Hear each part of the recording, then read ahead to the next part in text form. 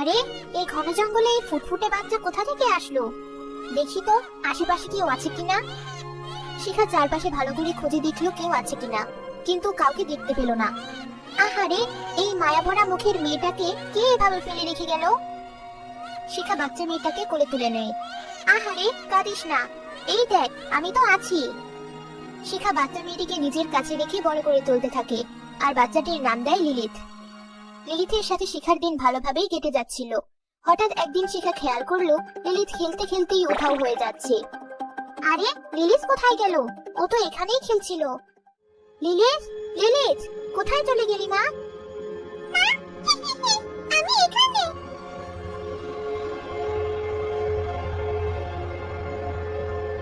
আরে মা, তুই তো হাঁটতে পারিস না, তুই ঘরের বাইরে কিভাবে চলে গেলি? লিলিথ হাসতে থাকে আর খেলার ছলে এক স্থান থেকে অন্য স্থানে নিজে থেকেই উধাও হয়ে যেতে থাকে। এ দেখে শিখা খুব ভয় পেয়ে যায়। একই দেখছি আমি। না, আমার এই ব্যাপারটা মোটেও ঠিক লাগছে না। আমাকে এখনই লিলিথকে নিয়ে গুহার ওই বাবার কাছে যেতে হবে। শিখা লিলিথকে নিয়ে বাবার কাছে গিয়ে বাবাকে লিলিথের ব্যাপারে সব জানায়। সব শুনে বাবা জানায়, এ কন্যা যে সাধারণ কেউ নয় মা, এ কন্যার আধ্যাত্মিক শক্তি রয়েছে। বিধাতা এই কন্যাকে আধ্যাত্মিক শক্তি দিয়ে পৃথিবীতে পাঠিয়েছে বিশেষ এক উদ্দেশ্যে। কি বলছেন বাবা? কি উদ্দেশ্যে? সময়ই তা বলে দিবে। তবে মা, সাবধান, তোর এই কন্যাকে দেখে রাখিস। শত্রুপক্ষ যখন জানতে পারবে ওদের যে বধ করবে তার জন্ম হয়ে গেছে, তখন তারা তোর কন্যাকে মেরে ফেলার উদ্দেশ্যে মরিয়া হয়ে উঠবে। জি বাবা, আমার মনে থাকবে। এরপর থেকে শিখা খুব সাবধানে লিলিথকে বড় করে তুলতে থাকে। লিলিথের বয়স যত বাড়তে থাকে লিলিথ তত সুন্দরী হতে থাকে। জঙ্গলের পশু পাখিদের সাথে হেসে খেলে বড় হয়ে উঠতে থাকে।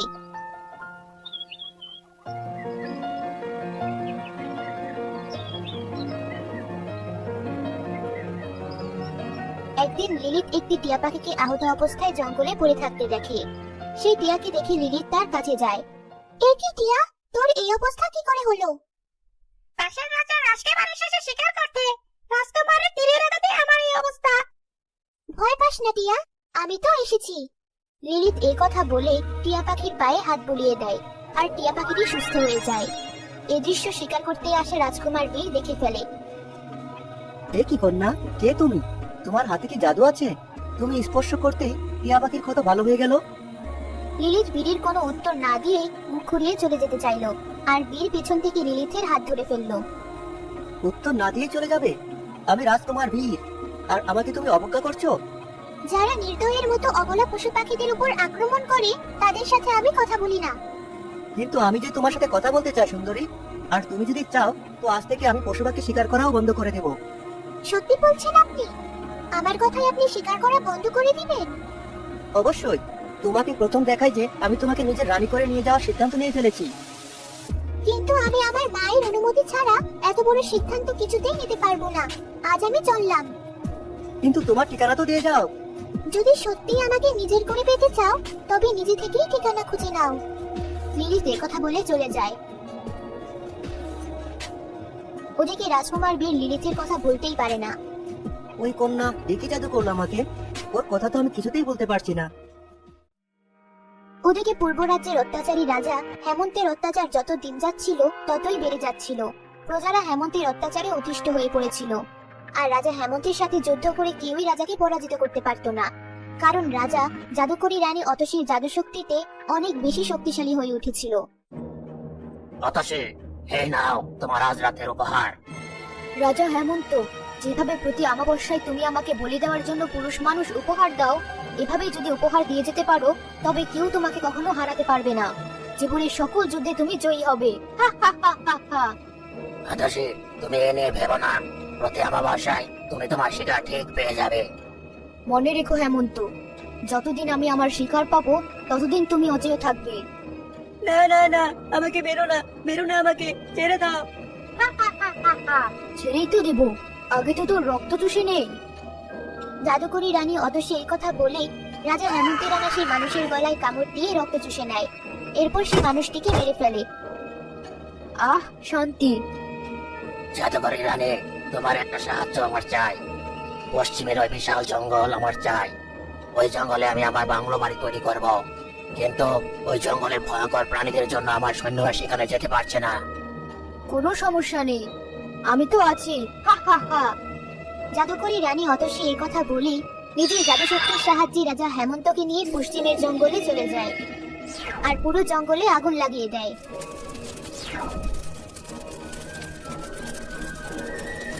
হা হা হা হা হা। দেখো রাজা, দেখো, এবার এই জঙ্গল পুড়ে যাবে। জঙ্গলের সমস্ত পাখি আর প্রাণীরা পুড়ে শেষ হয়ে যাবে। এই দৃশ্য দেখে আমার তো চোখ জড়িয়ে যাচ্ছে। জঙ্গল পুড়ে খাওয়া হতে থাকে আর ওদিকে লিলিথের কাছে ভেসে আসে এক দৈব বাণী। লিলি, তোমার চলে এসেছে। সে এসেছে পশ্চিমের জঙ্গলে।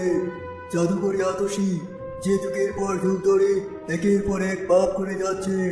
তোকে ওই অতসীকে মেরে ফেলতে হবে। তোর দৈব শক্তি দ্বারা ওই অতসীকে ধ্বংস করে রাজা হেমন্তের রাজত্বে ইতি টানতে হবে।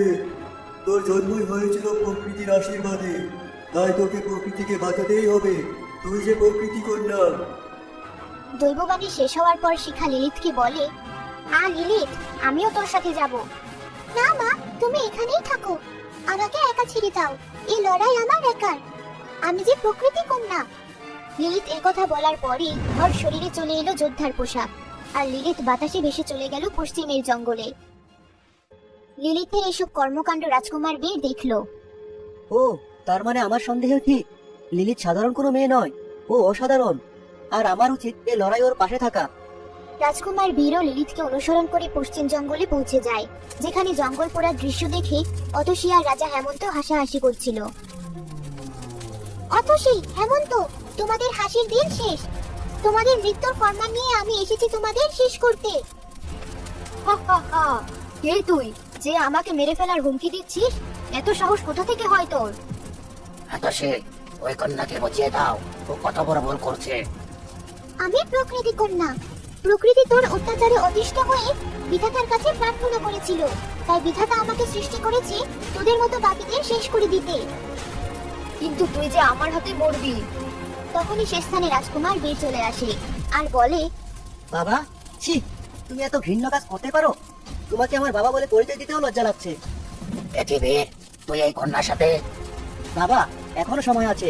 ওই শয়তানি জাদুকরীর ছায়া থেকে নিজেকে সরিয়ে নাও। শোনাই না, দেখ কিভাবে অতসীর হাতে ওই কন্যা শেষ হয়। বেশ, দেখা যাক এই লড়াইয়ে কে জিতে। জাদুকরী অতসী নিজের কালো জাদু শক্তি লিলিথের উপর প্রয়োগ করে আর লিলিথ নিজের শুভ শক্তি দ্বারা সে আক্রমণ প্রতিহত করে। এ কি, আমার শক্তি তো কাজেই লাগলো না। ঠিক আছে, কোনো ব্যাপার না, দেখি আমার এই আঘাত তুই কিভাবে সহ্য করিস। অতসী এই কথা বলে তার সর্বোচ্চ শক্তি প্রয়োগ করে একের পর এক লিলিথকে আক্রমণ করতে থাকে আর লিলিথ প্রতিবারই সে আক্রমণকে প্রতিহত করে। এ কি, আমি যে ওর সাথে পেরে উঠছি না। এবার আমার আঘাত প্রতিহত করে দেখাও অতসী। লিলিথ এই কথা বলে অতসীর উপরে আঘাত আনে আর সে আঘাতে অতসী মাটিতে লুটিয়ে পড়ে। জাদুকরী অতসীর দেহ পুড়ে ছাই হয়ে মাটিতে মিশে যায়।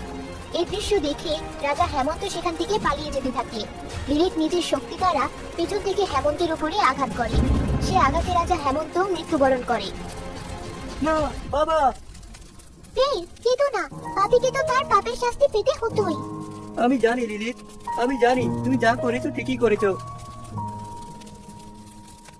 তখনই সে স্থানে শিখা আসে। আমি আপনার কন্যা লিলিতকে বিয়ে করে আমার রানী করে নিয়ে যেতে চাই। কিন্তু আমি যে তোমার পিতাকে হত্যা করেছি। তুমি তো বললে পাপীকে পাপের শাস্তি পেতে হয়। আর চলো না, এই সবকিছু বলে